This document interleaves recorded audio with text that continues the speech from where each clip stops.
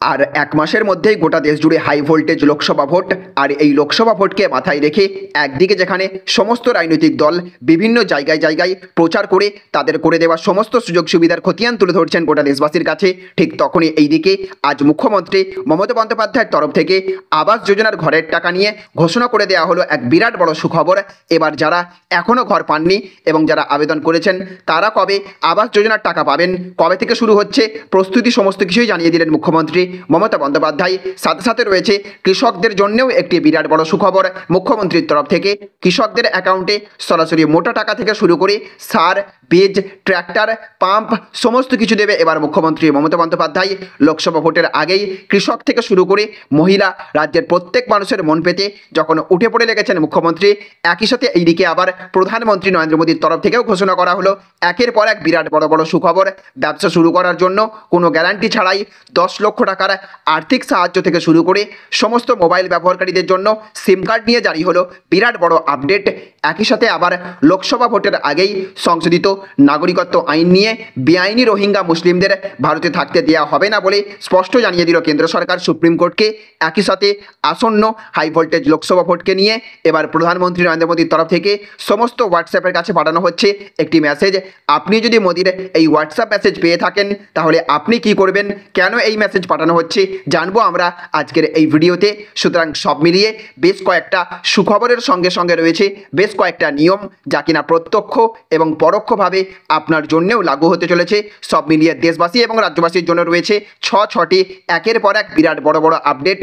তো আজকের ঘোষণার ফলে ঠিক কোন কোন ক্ষেত্রে আপনি লাভবান হতে চলেছেন, প্রত্যেকটি আপডেট আপনার ওপর কিভাবে প্রভাব ফেলবে, সমস্ত কিছুই আমরা আজকের এই ভিডিওতে বিস্তারিতভাবে জেনে নেব। আর এই ভিডিওটি শুরু করার পূর্বে আপনাদের কাছে ছোট্ট একটা রিকোয়েস্ট, অবশ্যই এই ভিডিওটিতে এক্ষুনি একটা লাইক করে দেবেন এবং জনস্বার্থে ভিডিওটিকে দেখার পর প্রচুর পরিমাণে শেয়ার করবেন। আর আমাদের চ্যানেলে আপনি যদি নতুন হয়ে থাকেন তাহলে অবশ্যই এই চ্যানেলটিকে সাবস্ক্রাইব করবেন। আর ভিডিওটি যদি আপনি ফেসবুক থেকে দেখে থাকেন তাহলে অবশ্যই আমাদের পেজটিকে ফলো করবেন। আর আপনি দেশের কোন রাজ্যের কোন জায়গা থেকে এই ভিডিওটি দেখছেন অবশ্যই আপনার এলাকার নাম কমেন্ট বক্সে লিখে জানিয়ে দেবেন। তো মূল খবরে যাবার পূর্বে আপনাদেরকে জানিয়ে দিই, কৃষকদের অ্যাকাউন্টে এবার মোটা টাকা দেবে সরকার। বীজ, সার, ট্র্যাক্টর, পাম্প সব কিছুই দেওয়া হবে রাজ্যের সমস্ত কৃষকদের জন্য। যে সমস্ত কৃষকদের ফসল বিভিন্ন প্রাকৃতিক দুর্যোগের কারণে প্রতি বছর নষ্ট হয়ে যায় তাদের আর করতে হবে না কোনো চিন্তা, কারণ এবার রাজ্য সরকারের তরফ থেকে কৃষক বন্ধুদের জন্য নিয়ে আসা হয়েছে একটি বিশেষ প্রকল্প। যে প্রকল্প অনুযায়ী কৃষক বন্ধুরা পেয়ে যাবেন নির্দিষ্ট টাকার একটি ভর্তুকি। এই প্রকল্পের আওতায় যে সমস্ত চাষিরা নিজের নাম নথিভুক্ত করতে চান তাদেরকে দেওয়া হবে কৃষিক্ষেত্রে 40 লাখ টাকা পর্যন্ত ঋণ, যার উপরে থাকবে 16 লক্ষ টাকা পর্যন্ত ভর্তুকি। কৃষিক্ষেত্রে কাজ করতে গিয়ে যে কোনো ধরনের যন্ত্রপাতি কেনার জন্য এই টাকা ব্যবহার করতে পারবেন। আগামী 1 এপ্রিল থেকেই চালু করা হচ্ছে এই নতুন প্রকল্পটি। এই প্রকল্পের নাম কৃষক বন্ধু প্রকল্প। সুতরাং আপনিও একজন কৃষক হয়ে থাকলে অথবা আপনার আশেপাশে কৃষক বন্ধুদের কাছে অবশ্যই এই ভিডিওটি শেয়ার করে তাদেরকেও এই বিষয়ে বিস্তারিতভাবে জানিয়ে দেবেন। তো দেখুন, এখানে বলা হচ্ছে আবাস যোজনার প্রথম কিস্তির টাকা ঢুকবে মে মাসেই, প্রস্তুতি শুরু নবান্নের। তো কেন্দ্রের তহবিলের অপেক্ষা না করেই রাজ্য সরকার নিজস্ব তহবিল থেকে আবাস যোজনার টাকা দেবার প্রস্তুতি শুরু করে দিয়েছে। এপ্রিল মাস পর্যন্ত কেন্দ্রের তহবিলে না আসলে ধাপে ধাপে আবাস যোজনার ঘর প্রাপকদের টাকা পাঠানো হবে রাজ্য সরকারের তরফ থেকে। রাজ্য সরকার দাবি করেছে কেন্দ্র এখনো পর্যন্ত আবাস যোজনার টাকা পাঠায়নি। রাজ্যে প্রায় 33 লাখ আবাস যোজনার উপভোক্তা রয়েছে। প্রথম ধাপে 11 লাখ উপভোক্তাকে টাকা দেওয়া হবে, বাকি 22 লাখ উপভোক্তাকে ধাপে ধাপে টাকা পাঠানোর পরিকল্পনা নিচ্ছে রাজ্য সরকার। এদিকে প্রথম ধাপে 11 লাখ আবাস যোজনার অর্থ প্রাপকদের টাকা মেটাতে গেলে রাজ্য সরকারের ভাড়া থেকে খরচ হবে 15,000 কোটি টাকা। বাকি 22 লাখ উপভোক্তাকে টাকা পাঠানোর জন্য রাজ্যের প্রয়োজন হবে আরও প্রায় 30,000 কোটি টাকা। তো দেখুন, আজকের আরও একটি বড় খবর, বেআইনি রোহিঙ্গা মুসলিমদের থাকতে দেওয়া হবে না, সুপ্রিম কোর্টকে জানালো কেন্দ্র সরকার। তো সিএএ এবং এনআরসি নিয়ে চলতি বিতর্কের মাঝেই রোহিঙ্গা মুসলিমদের নিয়ে সুপ্রিম কোর্টে তাৎপর্যপূর্ণ হলফনামা দিল কেন্দ্র সরকার। তাতে স্পষ্ট জানিয়ে দেওয়া হয়েছে অবৈধভাবে ঢুকে পড়া রোহিঙ্গা মুসলিমদের এদেশে থাকতে দেওয়া হবে না। পক্ষান্তরে রোহিঙ্গা রোহিঙ্গাদের এদেশে বসবাসের কোনো মৌলিক অধিকার নেই, এখানে স্থায়ী বসবাসের অধিকার দেওয়ার প্রশ্ন নেই। এমনকি বিচার বিভাগকে কেন্দ্র এটাও জোর দিয়ে বলেছে যে রোহিঙ্গাদের কোনো অবস্থাতেই উদ্বাস্তু মর্যাদা দেওয়ার জন্য পৃথক কোনো শ্রেণী গঠনের জন্য আইন বিভাগ কিংবা নীতি নির্ধারক কমিটিকে নির্দেশ দেওয়া উচিত হবে না। সুপ্রিম কোর্টের বিভিন্ন রায়ের দৃষ্টান্ত তুলে কেন্দ্র বলেছে যে সংবিধানের 21 ধারা অনুযায়ী একজন বিদেশি নাগরিককে জীবন এবং স্বাধীনতার অধিকার থাকলেও এখানে স্থায়ীভাবে বসবাস এবং পাকাপাকিভাবে থাকার অধিকার কেবলমাত্র ভারতীয় নাগরিকদের জন্য। কেন্দ্র এটাও পরিষ্কার জানিয়ে দিয়েছে ভারত রাষ্ট্রসংঘের HUNCR নামের উদ্বাস্তু পুনর্বাসন নীতিকে মানে না, যেখানে রোহিঙ্গা মুসলিমদের উদ্বাস্তু বা শরণার্থী বলে স্বীকৃতি দেওয়ার প্রস্তাব রয়েছে। সুপ্রিম কোর্টকে কেন্দ্র জানিয়েছে দেশের নিরাপত্তার প্রশ্নে রোহিঙ্গা মুসলিমদের ভারতীয় ভূখণ্ডে অবৈধ অনুপ্রবেশ এবং তাদের বসবাস করা সম্পূর্ণভাবে বেআইনি। শুধু তাই নয়, দেশের সুরক্ষার ক্ষেত্রেও তা বিপজ্জনক। সরকারের হলফনামায় বিশেষ করে বিপুল পরিমাণে অবৈধ অনুপ্রবেশের কথা উল্লেখ করে বলা হয়েছে পশ্চিমবঙ্গ এবং অসম সীমান্ত পেরিয়ে বাংলাদেশ থেকে হু হু করে রোহিঙ্গারা ঢুকে পড়েছে। এটা চলতে থাকলে তা ভারতের সুরক্ষার পক্ষে ক্রমশ বিপদ ডেকে আনবে। হলফনামায় কেন্দ্র সরকার এটাও দাবি করে বলেছে যে গোয়েন্দা সংস্থা মারফত জানা গিয়েছে এইসব অবৈধ রোহিঙ্গাদের অনেকেই এদেশে ভুয়ো ভারতীয় পরিচয়পত্র তৈরি করে ফেলেছে। মানব পাচার গোটা দেশ জুড়ে চলছে। এর ফলে দেশের অভ্যন্তরীণ এবং জাতীয় নিরাপত্তা বিঘ্নিত হবার সমূহ সম্ভাবনা রয়েছে। আটক করা রোহিঙ্গাদের মুক্তি চেয়ে প্রিয়ালি সুরের একটি আবেদনের জবাবে কেন্দ্র বলেছে যারা অবৈধভাবে দেশে ঢুকেছে তাদের বিরুদ্ধে বিদেশি অনুপ্রবেশ দমন সংক্রান্ত আইনে মামলা হবে।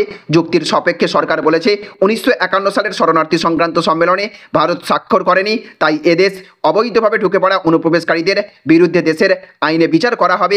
এদিকে রোহিঙ্গাদের সঙ্গে তিব্বত শ্রীলঙ্কা থেকে আসা শরণার্থীর মতো ব্যবহারের আর্জি খারিজ করে কেন্দ্র জানিয়েছে কাদের শরণার্থী হিসেবে মর্যাদা দেওয়া হবে তা সম্পূর্ণ এবং নির্ভেজাল নীতিগত সিদ্ধান্ত। আইনসভার বাইরে শরণার্থী এবং অনুপ্রবেশকারী হিসেবে বিভাজনের স্বীকৃতি বা অস্বীকৃতি বিচার বিভাগের নির্দেশের ওপর নির্ভর করা উচিত নয়। সাংবিধানিক সমতার অধিকার বিদেশি কিংবা বেআইনি অনুপ্রবেশকারীদের জন্য প্রযোজ্য নয়। তো দেখুন আজকের আরও একটি বড় খবর, প্রধানমন্ত্রী মোদীর থেকে কি আপনিও হোয়াটসঅ্যাপে মেসেজ পেয়েছেন? নির্বাচন কমিশনের কাছে ব্যবস্থা নেওয়ার দাবি বিরোধী দলের। তো প্রধানমন্ত্রী নরেন্দ্র মোদী দেশের মানুষকে একটি হোয়াটসঅ্যাপ বার্তা পাঠিয়েছেন। এতে বেশ ক্ষুব্ধ বিরোধী নেতারা একে আচরণবিধির লঙ্ঘন বলে ব্যাখ্যা করেছেন। আসলে প্রধানমন্ত্রী মোদী হোয়াটসঅ্যাপে জনগণের কাছে একটি বার্তা পাঠিয়ে উন্নত ভারত গড়তে জনগণের সমর্থন চেয়েছেন। কিছু বিরোধী সাংসদ এই চিঠি নিয়ে নির্বাচন কমিশনের কাছে প্রধানমন্ত্রী মোদীর বিরুদ্ধে ব্যবস্থা নেওয়ার দাবি জানিয়েছেন। তারা বলেছেন এটা নির্বাচনী আচরণবিধির চরম লঙ্ঘন। কংগ্রেস সাংসদ শশী থারুর এমন একজন ব্যক্তির এক্স পোস্টকে ট্যাগ করেছেন যিনি প্রধানমন্ত্রীর চিঠিটি বিদেশে বসবাসকারী লোকদের পাঠানোর বিষয়ে গোপনীয়তার বিষয়টি উত্থাপন করেছিলেন। তো দেখুন আজকের অন্তিম আপডেট, কেন্দ্রীয় সরকার ব্যবসা শুরু করার গ্যারান্টি ছাড়াই 10 লক্ষ টাকা ঋণ দিচ্ছে। তো এই মুহূর্তে যদি আপনি একটি ছোট ব্যবসা শুরু করার কথা ভাবেন কিংবা নিজের ব্যবসাকে আরও বৃহৎ পর্যায়ে নিয়ে যেতে চান এবং এই কাজের জন্য আপনার অর্থের প্রয়োজন হয়, তবে আজকের এই ভিডিওটি সম্পূর্ণ আপনার জন্য। কারণ আজকের এই ভিডিওটি আমরা আপনাদেরকে জন্য একটি দুর্দান্ত পরিকল্পনা নিয়ে এসেছে যার মাধ্যমে খুব সহজে নিকটবর্তী ব্যাংক থেকে গ্যারান্টি ছাড়াই 10 লক্ষ টাকা পর্যন্ত ঋণ গ্রহণ করতে পারবেন আপনি। প্রধানমন্ত্রীর তরফ থেকে দেওয়া হয়েছে এই সুখবর, যে টাকার গ্যারান্টি কেন্দ্রীয় সরকারের অধীনে থাকবে। নিবন্ধের শুরুতে আপনাদেরকে বলে রাখি, প্রধানমন্ত্রী নরেন্দ্র মোদী 2015 সালে পিছিয়ে থাকা জনজাতি এবং বর্তমান প্রজন্মে তরুণদের নিজস্ব ব্যবসার দিকের আকর্ষণ সৃষ্টি করার জন্য দুর্দান্ত এই পরিকল্পনাটি চালু করেন। সরকারের এই প্রকল্পের নাম প্রধানমন্ত্রী মুদ্রা যোজনা, যে পরিকল্পনার অধীনে কিশোর থেকে শুরু করে যুবকরা স্থানীয় সরকারি কিংবা বেসরকারি ব্যাংক থেকে নিজের প্রয়োজন মতো লোন গ্রহণ করতে পারেন। আর এই লোনের জন্য ব্যাংকে কোনো রকম গ্যারান্টি রাখতে হয় না লোন গ্রাহককে। 18 বছরের ঊর্ধ্বে যে কেউ এই লোনের জন্য যোগ্য। তবে কৃষকদের জন্য সর্বোচ্চ 50,000 টাকা, তরুণদের জন্য সর্বোচ্চ 5 লাখ টাকা এবং যুবকদের জন্য সর্বোচ্চ 10 লাখ টাকার লোন পাওয়া যায় এই প্রকল্প থেকে। কেন্দ্রীয় সরকারের দুর্দান্ত এই পরিকল্পনার মাধ্যমে গ্রাহক লোন গ্রহণ করলে তাকে 12 মাস থেকে 5 বছরের মধ্যে প্রাপ্ত লোন পরিশোধ করতে হবে।